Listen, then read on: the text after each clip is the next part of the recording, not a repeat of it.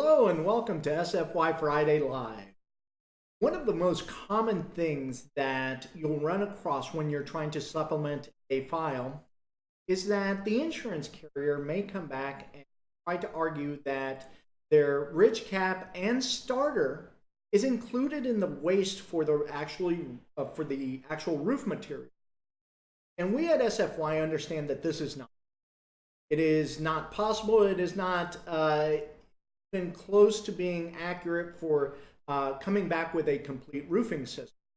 And so what we're going to do today is share with you the training that we provide our estimators with so that they have the right knowledge of what actually goes into a roofing system as far as waste, how that's calculated, and then how to present the insurance carrier who's collaborating with us on this particular file with the information so that we can get these items bought or leverage our knowledge to get some of them. So let's get started. So one of the first things that we're going to look at is the real world installation of starter and ridge. We're going to look at how the math does not support what the insurance carrier is presenting. We're going to look at the Xactimate installation line items definition, the pricing for the starter and ridge, and then also make available the tool that we use, which is our waste calculator. Right, in the real world, the insurance carrier is going to try to tell you that yeah, you can use those 3-tab shingles as ridge and starter. And that's true. You can take field shingles and cut them so that you can have a ridge cap for your ridges and hips as well as starter. But this takes a lot of time and if done incorrectly will not work. It will leave your homeowner with a roofing system which will not function properly. It may leak, it may start to part, and definitely will not give the homeowner the right kind of installation to support any kind of warranty from the roofing manufacturer, because that will be voided by not following their suggestions that actual starter and roof ridge cap be used. So this is their first misinformation. The second is when you move into an architectural shingle. These cannot be field cut to be turned into ridge caps or starter rows. I've seen people try to do this and the end result is hideous. It does not allow the roofing system to function properly and it actually starts to fall apart and your homeowner becomes very, very irate. So this is not even close to being true. The math just doesn't support what the insurance is proposing. What they tell us is that 10% waste on their calculations for the roofing material for a gable roof and 15% for the hip is more than enough to account for, if you're not doing field cuts, then to purchase and install the actual ridge cap and starter strip.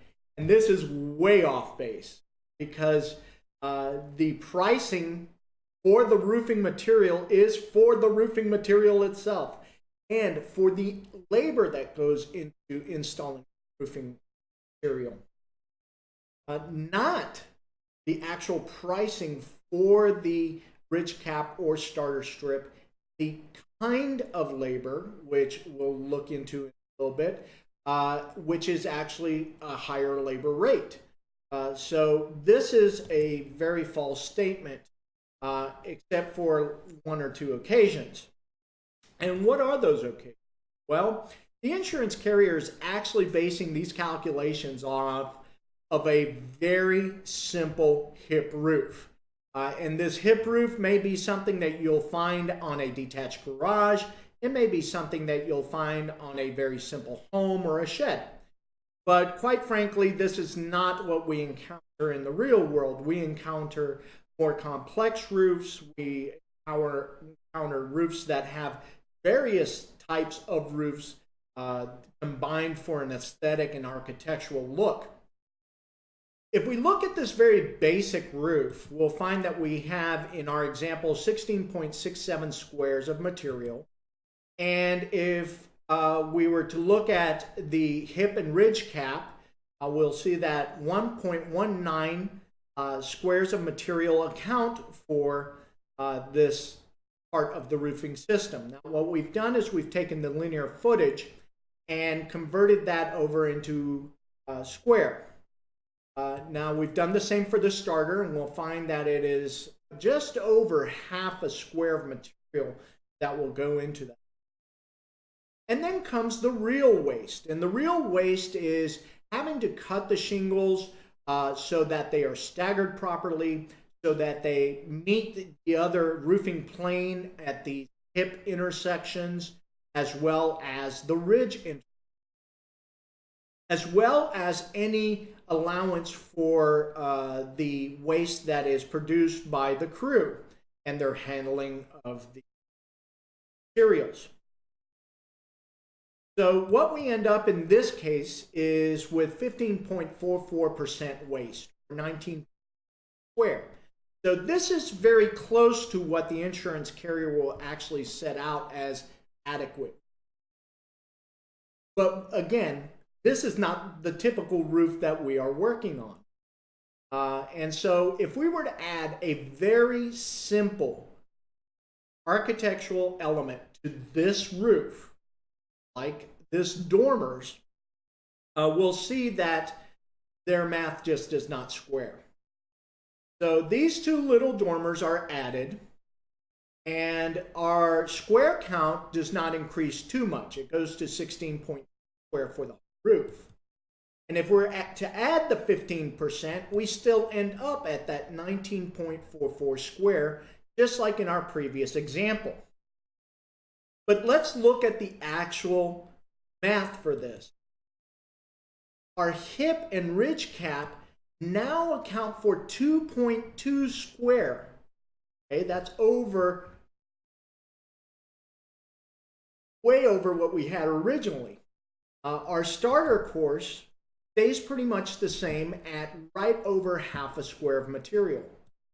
But if we also look at all the cuts that have to be made to allow for these penetrations, which are the dormers, the valleys, the intersections, along with what we had before on the hips and on the ridge, we have increased our waste to 18%. And so our total is now at 21.17 square, which is 25.25% waste. A lot more than that 15%.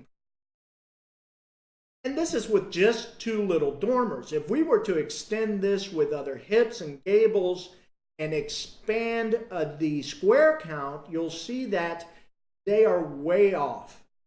The 15% is inadequate for allowing for the roof materials. The numbers that you'll see on this particular slide are produced through our waste calculator, which I will tell you a little bit about here at the end of our presentation and let you know how you can get a copy of this. Now, let's talk apples to apples. The reason we all use Xactimate is because that is the preferred platform by the insurance industry. And so, in doing so, we want to make sure that we're all speaking language. And when we look at the line item description for the shingle, here is our architectural shingle, our 30-year laminate. Nowhere in here is there an allowance or mention of ridge or star. And so just by looking at the line item description, there's no way we can consider that as part of the waste. because that is not even mentioned in its description. The only thing here is the actual roof shingle. Then we look at the pricing in Exactamente, which is very important. If we look at our pricing for the 30-year laminate shingle, we'll find that we're at 85.47 square. That is just for shingles. If we look at the pricing for a ridge cap and convert this from linear footage to square by multiplying it by 104 linear feet, because that's how many linear feet there are in a ridge shingle bundle, the actual labor burden to put this on is at $221.50 square. That is way over that $85 that they allow for on the roofing material. Why? Because this is a separate item. It is not the roofing material. It is a ridge cap and requires a different pace and a different attention to detail when it's being attached. That's not even if you were to factor in things like ridge vents. This is just taking it on its face value. So what we find is that the labor burden here is 2.5 times greater for a ridge cap. If we were to settle for their idea of ridge and starter being a part of the waste, we're selling ourselves short because now we're working harder for less money. The same goes for when we're looking at our starter rows. In our starter rows, you'll find that, again, we're at $84.10 a square for our 30-year laminate. And our starter row comes in at $205.92 per square. Okay? It is not the same. We are way underselling our, because again, different process for installation. And so the labor burden is higher. It is, again, almost 2.5 times higher. If we were to accept this argument, we are definitely having our crews work harder for less money on these parts of the. We use our waste calculator to come up with our, and then provide our insurance collaborators with this material so that they see our support, they see our math, they see our calculation, they see the discrepancy. Now, just providing this document to our collaborators doesn't open the gates. It takes a lot of conversation, a lot of active listening, and demonstrating that we are not only competent, but confident in the information we're providing them with. And sometimes it is enough, other times it's not, and this is where we can come back and leverage this information in our supplement process, where we saw that our starter may be the lower denominator in this whole waste argument. We will then leverage our information so that we can get our ridge bought and either maintain or reduce some waste, because the ridge and hip are going to not only cost more per square as but also is more material.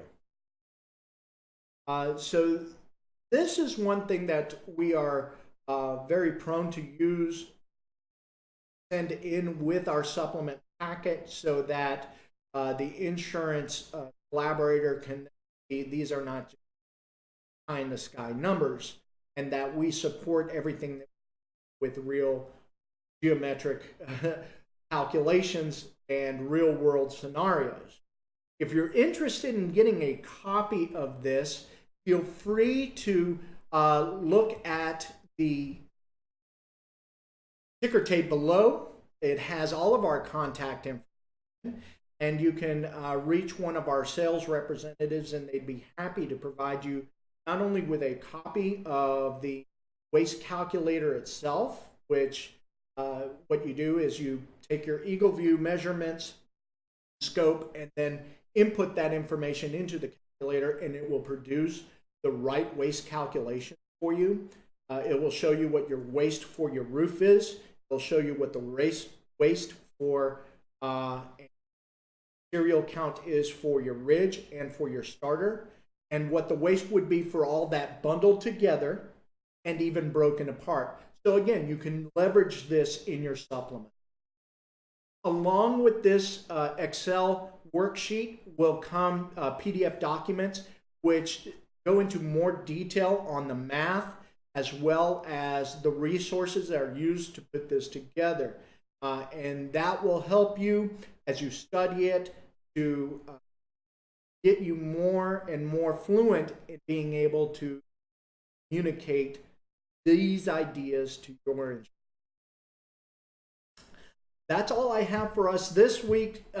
Next week, we're actually going to listen in on some of the practice on getting this particular part of a supplement approved through an insurance carrier, and what it is that our different estimators use and leverage in being successful. I hope you have a great weekend. Enjoyed our time together. If you have any questions or ideas, please feel free to leave those in our comments and we'll reply to you as quickly as we can. Have a great weekend. Take care.